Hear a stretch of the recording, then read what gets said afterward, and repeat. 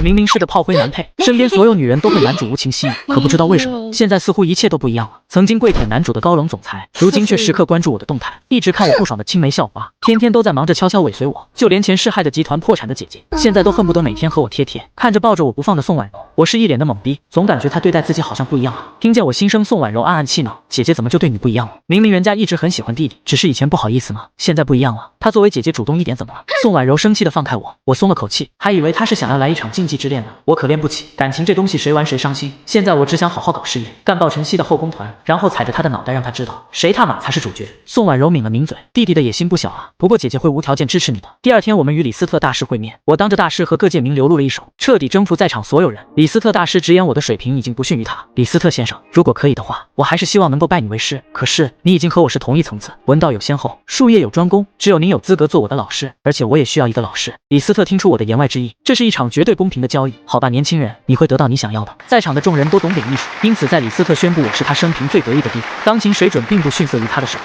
这个事实并没有被辩驳。然而这在钢琴界掀起了一场轰然大波。此时我和宋婉柔踏上回国的飞机，海外的消息堪堪传进华国，网络上依旧是对我骂声一片，但我没有立即做出澄清，打算让子弹再飞一会儿。回到魔都机场，夏柔已经在等着，她兴奋地朝我招手，不是说了不需要你来接机吗？课不上了。夏柔嘿嘿笑道，请个假嘛，老师很好说话的。夏雨也从另外一边走过来，他扬了扬手上的相机，我亲爱的妹妹与朝思暮想的人见面，那清纯的小表情，啧，这你也拍照？夏柔立马去抢夏雨的相机，快给我删了。宋婉柔无奈的在旁边笑着，明知道夏柔对我有好感，但还是对这个心思单纯善良的女生讨厌不起来。多谢两位大美女在国内为我的事情操心，我可没有忘记之前的约定，去我家我亲自做饭，给你们露上一手。回到家我进了厨房忙活，厨艺精通技能立马开始增加熟练度。客厅沙发上夏柔愁眉苦脸，夏雨的面色也不好看，宋婉柔更是紧紧的蹙着眉头。婉柔姐，我之前用过一个账号发布澄清视频，想要呼吁网友理智一点，但是发出的视频就像是石沉大海一样，没有得到任何效果。按理来说现在宋末塌房热度这样大，我的视频不应该会没有反响，所以很可能是被限流了，很快视频就被下架了，我的账号也被封禁了，这背后一定有资本的力量在运作。宋末是得罪了什么人吗？宋婉柔神情冰冷，能全网黑人黑到这种程度，肯定是大资本，至于是谁，对了，夏柔你知道一个叫做晨曦的人吗？晨曦？夏柔一脸惊讶，不可能是他吧？虽然晨曦和宋末之间不对付，而且晨曦还污蔑过宋末，可是晨曦的家世很差，完全没有和宋末作对的资本啊。宋婉柔眉头一蹙，还真认识。晨曦这个名字几乎成了他的梦魇，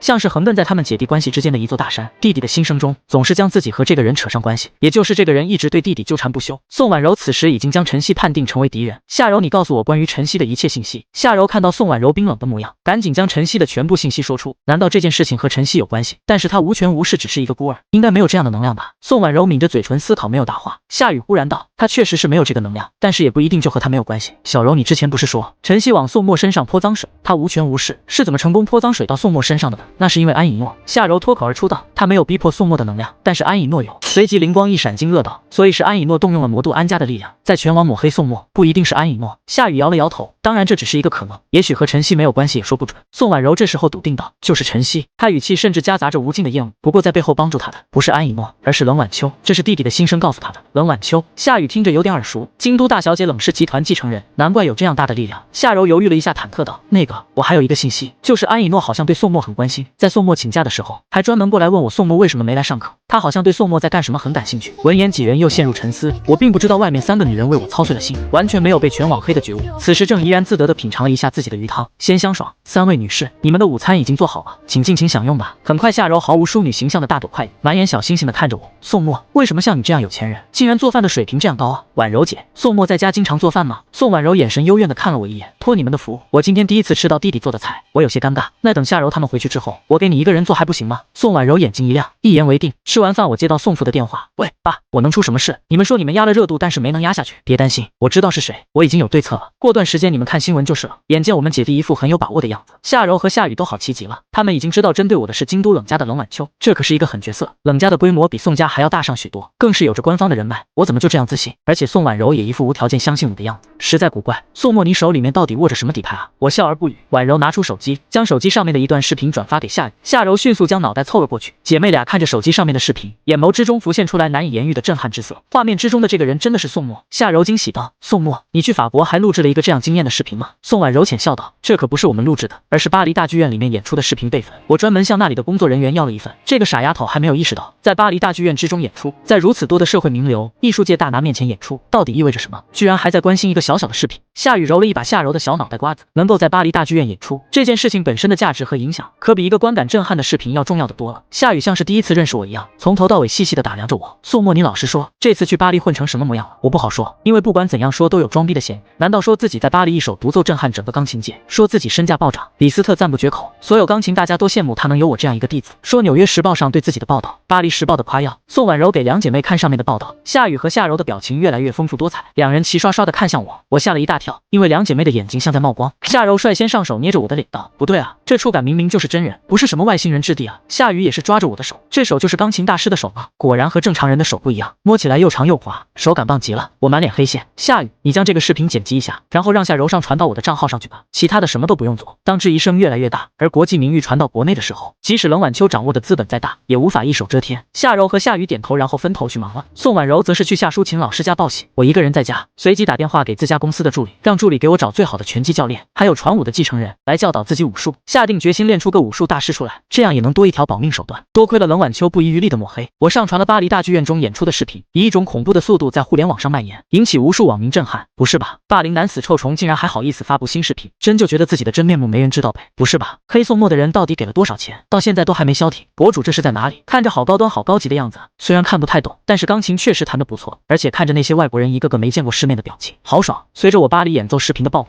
很多博主开始解说我的视频。你们可能不知道宋墨的视频意味着什么，但是我会非常直观的告诉你们，宋墨最新发布的那个视频意味着他非常牛逼。然后这个博主就放出来了几张照片，依次是达芬奇、毕加索、米开朗基罗、莫奈、梵高，这不都是书上耳熟能详的大人物吗？宋墨竟然能和他们相比较，凭什么？博主随即开始解释，在这个世界上有着这样的一群人，他们在某一方面的成就达到了巅峰，我们一般都称其为大师。博主放出来李斯特大师的照片，李斯特是钢琴界赫赫有名的大师，而在巴黎大剧院上，他公开承认宋墨是他的弟子，钢琴水平已经不下于他，可见宋墨已经达到了大师的水准，只是缺少像大师一样的名望积累。最关键的是，你们注意宋墨的年纪，19岁啊，这很难用人来形容了，这简直就是妖孽。另一边夏淑琴家，听完宋婉柔的讲述之后，夏淑琴感觉一阵头晕目眩。婉柔，你说的是真的？这位在华国享有极高声誉的艺术家惊得从沙发上蹦了起来。宋墨呢？你来了，他怎么没来？赶快让他来见我。宋婉柔叹了一口气，宋墨没时间，他现在正被一件烂事烦得忙不过来。他打开快手，随便找了一个黑我的视频给夏淑琴看。宋墨不知怎么惹得冷家的大小姐不开心了，被对方全网黑，现在正在想办法洗刷清白呢。见状，夏淑琴那极好的涵养再也维持不住。冷家？什么冷家？我怎么不知道还有这样厉害的一个冷家？宋婉柔将冷晚秋的信息展现给夏淑琴看，夏淑琴看完之后更加怒不可遏，真是岂有此理！他以为他是在干什么？他是在丢我们华国的脸。夏淑琴立刻打了一个电话，电话接通，他劈头盖脸就是骂了过去。老张，你看看这做的什么事？文化，你就是这样管文化的？什么时候舆论竟然乱成这样？不讲道理，只讲能量了吗？夏淑琴的质问像是连珠炮弹一样，让电话那头的文化部张局长汗流浃背，甚至都已经开始手抖了。夏院长，怎么了？出什么乱子了吗？